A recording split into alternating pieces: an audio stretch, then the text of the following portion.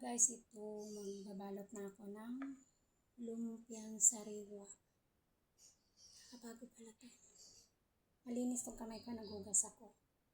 Kahit na babad sa init yung kamay natin, maghuhugas tayo kasi mahirap na baka mababash naman tayo.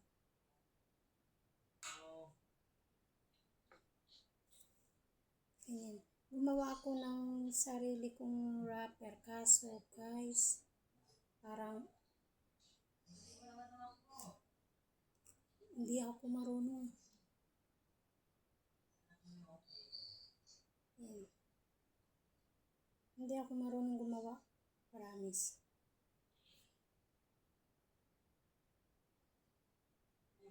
Kagaya niyan. Palpak.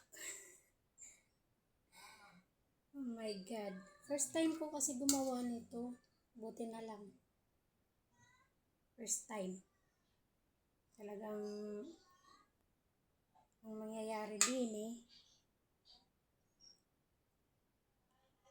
parang pinagpapraktisan ko pa lang. Nanginginig ako. Hindi pa kasi ako nagtanghali. Nagawa ko to. Ay, napunit siya. Oh my God. Yan na, napunit. Yan na papaon. Nanginginig ako. Ako kumain. Tsaka, hindi ako marunong gumawa ng ganito. Pabalat. Pero ito yung gusto ko. Kasi malambot siya. Talagang ganyan. Balutin na lang natin. Meron naman akong biniling lumpia wrapper kanina. Kaya, sinubukan ko lang itong pabalat na Kasi, ito talaga yung favorite ko na pabalat.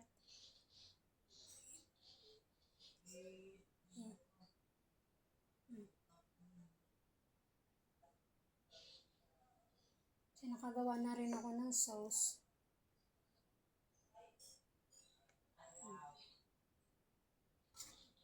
Ito yung kanina guys na sabi ko ubod ng niyog. Hinaluan ko na lang ng carrots at saka repolyo.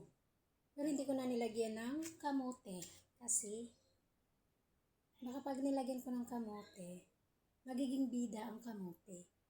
Kaya ang gusto ko dito, magiging bida yung ubod ng niyog. Kasi malasa kasi yung kamote. Matatakpan yung lasa ng ubod natin. Kaya, ganon. Nakahanap ng alabay. Ang sabihin, kalimutan.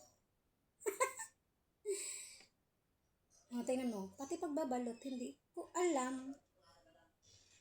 Bahala na si Batman. Tiyan.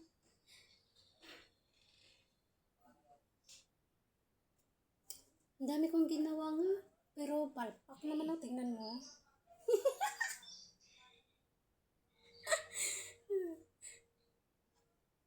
Yan. Paano ba Hindi naman po pwede na ganire, ganyan. Yan. Kuntian lang natin para.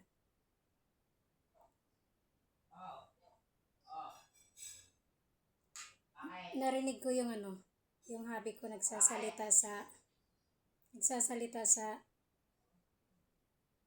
CCTV.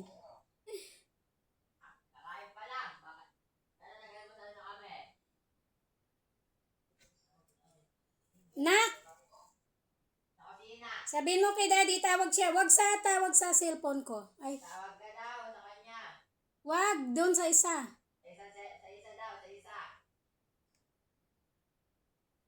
Ano sa isa?